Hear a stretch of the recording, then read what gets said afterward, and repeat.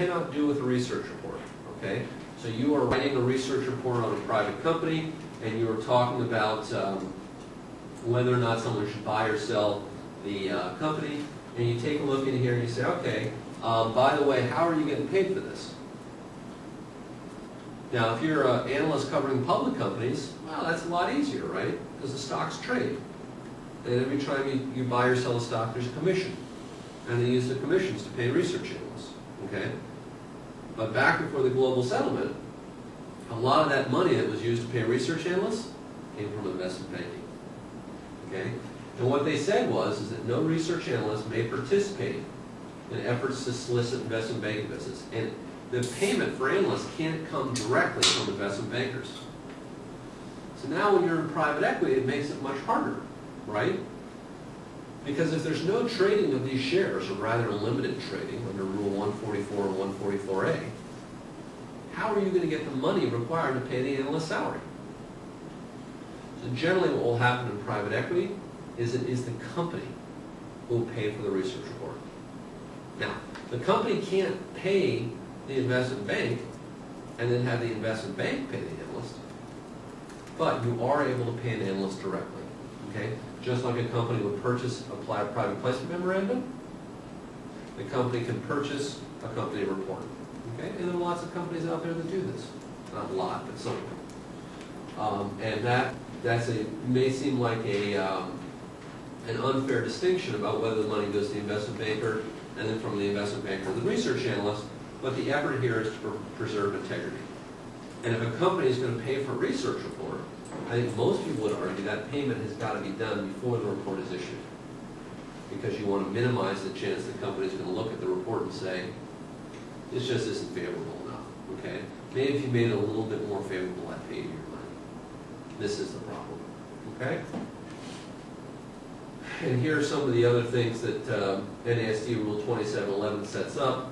You can't participate in a roadshow. Remember I was telling you that even though you're not supposed to do it, generally what you have is a roadshow where you go around with a PowerPoint slide deck and you show off pictures and more graphical representations of the deals to investors in addition to the red herring. These things happen all the time on Wall Street, but the analysts can no longer participate in that, right?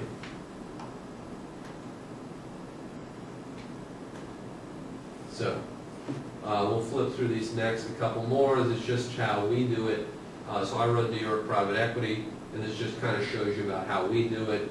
We take a look at a company's history, recent news, and upcoming events. This is sort of the background for us. Company history would be anything that happened over a year ago with the company, all facts.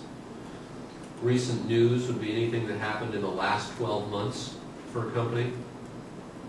Oftentimes, for these smaller companies that haven't made the news, I mean, most of these small companies, you Google them and nothing turns up, right? So what you do is, for example, if there was a company that we were working with that was selling a gasoline engine and a bicycle wheel, right? And you put this thing on, you turn your bicycle into a motorcycle, okay? And it was called Revo Power. And if you Google Revo Power, you'd find Google News, you'd find relatively few articles, okay? But if you did power assist bicycles, well, there's lots of those in the last 12 months, right? So that was generally what you tend to do, and you would get your news that way for the industries rather than to the company. Upcoming events.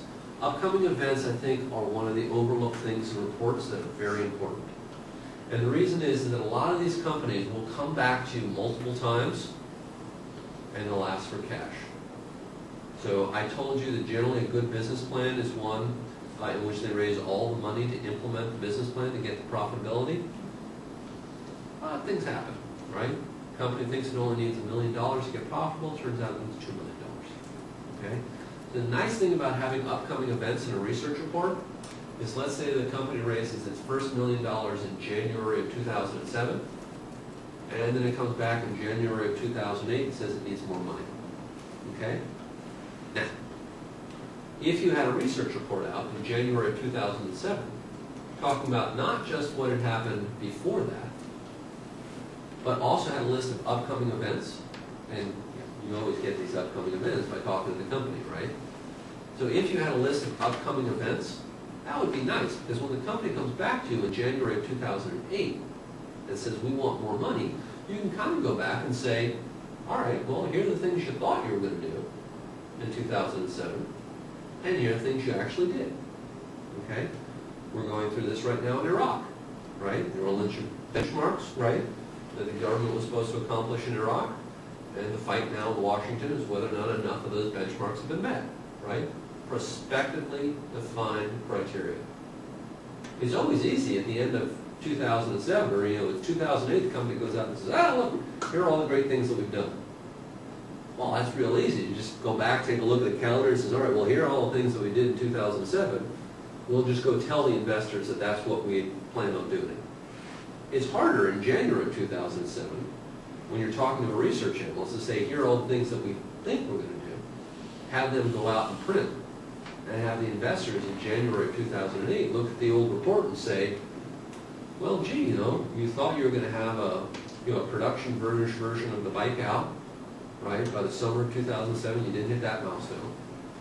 You thought you were going to have your labor agreement solved with the Chinese manufacturers by the third quarter. You didn't get that done, right? You thought you were going to have, X thousands of people at the trade show, send in information cards. You only got a few dozen, right? And so prospectively defining benchmarks or hurdles to clear is a very important thing. So that's one of the you'll see that with these research reports, you'll get an initial huge distribution of a research report, and then around the financing, you'll get a lot of investors calling up saying, hey, can I have a copy of that research report that you sent out a year ago? I'm really hoping to see how you were expecting this company to do versus how it's actually done. Okay?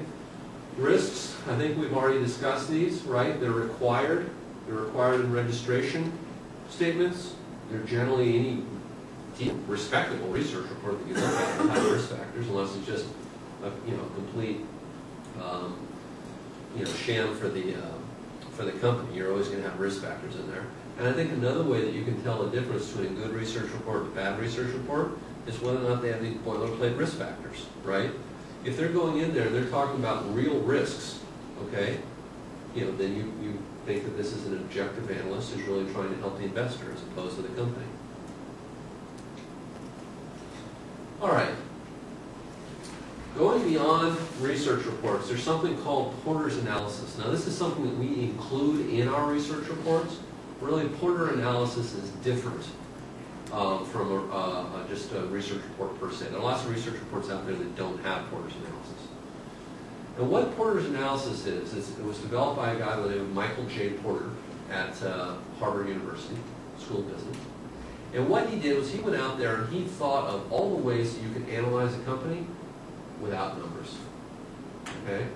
And this is very valuable in private equity because, again, we don't have all the numbers the companies are reported to file with the SEC if they're public. And so a nice thing about Porter's analysis is that it gives you a way of looking at these companies, even though sometimes you have some unaudited statements, but very rarely will you have something that's up to U.S. GAAP standards. Okay? And here are the 5 elements of Porter's analysis that are traditionally used, and we use a 6th element that we'll go into later. So let's go through these real quickly. So if you take a look at these 6 elements of Porter's analysis, the first one is bargaining power of suppliers. Okay? So with bargaining power with suppliers, let's use, let's see, why don't we use the automobile companies? They're going in, I think, next week to start their labor negotiations with the UAW, right? And so they're in the press. One of them is getting taken private, Chrysler. So let's do a Porter's analysis on those companies, okay? Let's see, bargaining power of suppliers. Anyone want to shout out, who are the suppliers for, let's use General Motors. Who does suppliers be?